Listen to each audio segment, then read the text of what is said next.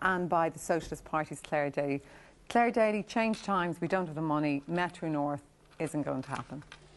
Well, the indications would seem to be it's in trouble, all right. If that turns out to be the case, I think that would be a crime. I think it would be a really retrograde step for, you know, all of the people in North County Dublin, but also for the economy as a whole. I mean, this is not a vanity project. This is a vital piece of key infrastructure to tens of thousands of people who are currently, if you like, stranded, stuck, even in these recessionary times, stuck in bumper-to-bumper traffic. It took me about an hour and a half this morning to come in from Swords into town. All of the reports on the radio every morning will tell you the same story. This is about connecting the whole north side of Dublin, the Fingal area, which is the fastest growing area in Europe and has a very, very young population. It's connecting hospitals with DCU and all of the others. And there's huge economic benefits. We're living in changed economic circumstances. Even when we had lots of money, or thought we had, many people said, on the basis of a cost-benefit analysis, Metro North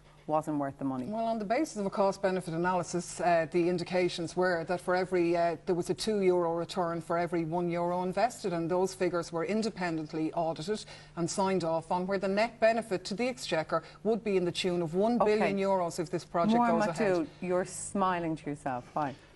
A lot of economists say the cost-benefit is the last refuge of a scoundrel, because basically it's a question of good stuff in, good stuff out, garbage in, garbage out. The difficulty with the cost-benefit analysis approach to evaluating these projects is that we don't know the costs. I mean, you saw yourself in the presentation that we've estimates of the cost, but there's no hard cost figure being produced, and the Rail Procurement Agency refused to produce one. They said it was for commercial reasons. I don't understand that. But we do know that the first estimate of cost which was given was rapidly reduced when a Spanish group, I think, said they could do it for less. So you don't know what the cost-benefit ratio is unless you know the cost for starters. But the second problem is the benefits clearly are not simply the money that will be earned by the project. Now, nobody really expects metros or urban transport systems to pay their way in a conventional profit and loss basis. But you do have to have some agreed way of measuring the non-financial benefits, because they end up being paid for by the taxpayer. Got to remember that when the project doesn't wash its face financially, the difference in the end comes from the taxpayer. Okay, let's look at Lewis. No subvention for Lewis, and that's not true. It has transformed. Claire, that's not true. Lewis doesn't operate with this. There is no operational subsidy, but there is a huge capital subsidy. And that capital is not being serviced. And there's an enormous benefit to that, in that it opened up entire areas of the south side and facilitated in the economic transformation of those areas.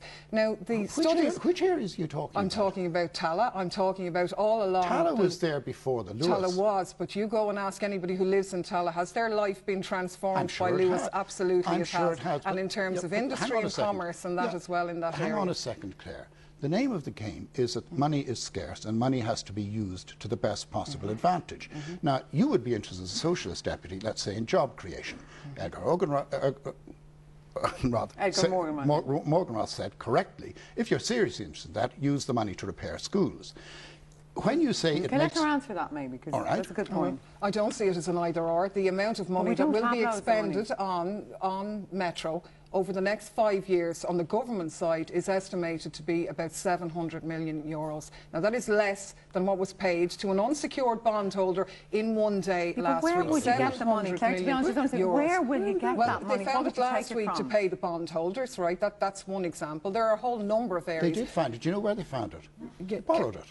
Yes. And so you're now suggesting that they borrow it again? If you'd like me to explain the points, I can. There are whole numbers of untapped revenue in this country, as far as I'm concerned. Yes, it may seem a problem to you to put or talk about an asset tax or a wealth tax. I think in the current climate, given that there has been a transfer of wealth to those at the top of society are doing quite nicely out of the problems, that they should be asked to pay extra taxation. There's a pot of gold at the end of the fiscal rainbow, but I thought we're talking here about whether or not we should build the railway. What about Edgar Morganroth's idea about the Lewis, that we should just join them up and forget about that spike? What's your view on that? again, the way I would approach it is say, what's the cost, what's the benefit? It could well be that that's true. For example, it could be, Claire, that the Metro North, in a sense, in a properly calibrated cost-benefit analysis pays its way. It could be. I don't think so. And I'm nervous about going ahead with it because the RPA has been less than entirely forthcoming.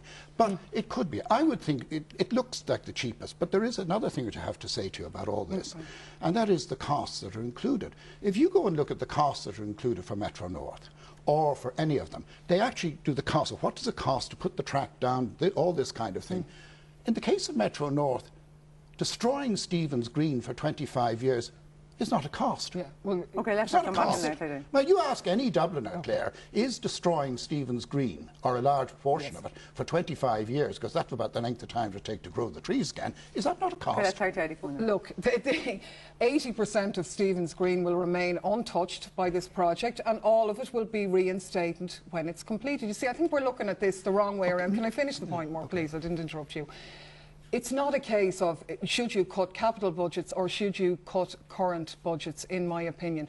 The government has done both over the past 3 years, and austerity has resulted in a situation where the fiscal deficit and the numbers unemployed is greater than they were before. Where would you get the money, Claire? That's what I'm wondering. Where would you get Well, I mentioned one area was to look at the area of a wealth tax and generating extra revenue. We had $3.5 billion of our money which was lost, miscalculated, taken into the figures in an auditing error which was there all along. Wait a second. Hang on, Claire. Although it's been a great big giggle in the papers, the 3.6 billion. The truth of the matter is that the debt wasn't as big as we thought it was by 3.6 billion. It wasn't a question of somebody opening a famous biscuit tin and discovering 3.6 billion in it. Now, we're talking here about whether we should build something and how it will be financed. You say there's a pot of gold out there which can be got it. I don't agree with you. But the question which is put by Miriam is, should we do this or should we do that? Now, the cheapest of them clearly is the joining up of the two lines. All I want to say about this, we can agree to disagree on the subject of Stephen's Green and the like. What I'm really saying, and using it as an example, is that there's a tendency in these cost-benefit analyses which are used to ignore a lot of costs because the state doesn't have to pay them. But you see, you're saying you don't know and you haven't examined the figures, you see. But you haven't examined them either. I have, and other people have. How did you get them? How did I get them? Yeah. Because I have with my colleagues in Fingal County Council, with all of the commercial organisations that operate in the Fingal area, have been working on this project for years. And there is information. Are you telling us that you have access to information that is not in the public domain? You know, if you took the trouble to go and look at some of even the websites that exist today, the RPA has financial information on its site. So to say there's no financial, it does not produce a cost-benefit analysis. It talks about figures which were produced here, which estimate that this project costs in the region of $3 billion. Look, in the 1980s, as people say, McDowell, you're an economist, lots of money wasn't spent on things like railways and stuff. And in a sense, we suffered for that and had to try to play catch-up. Is there a danger, even though we don't seem to have it, if we don't spend enough on infrastructure, we will suffer? There is a danger, yeah. There's no question about it. And, you know, this comes to the question of current versus capital spending cuts. There is a tendency amongst politicians, if they have to cut capital spending before they cut current spending, because it's easier to cut something, not to spend something which you haven't started spending. But it's very difficult to get a bone back from a dog, and it's extremely difficult politically to cut current spending. Therefore, and that is the risk in times like this, that they will cut what are potentially good capital projects. I don't think abandoning Metro North is one. We just have to agree to differ on that. But it is genuinely a problem. That is a south side view. I think anybody who lives on the north side of Dublin knows this is an essential piece of infrastructure which will really benefit the economy if it's delivered, delivering thousands of jobs in construction. We'll come back to this north side, south side debate another night. For now, both of you, thank you very much. Richard. That's all we've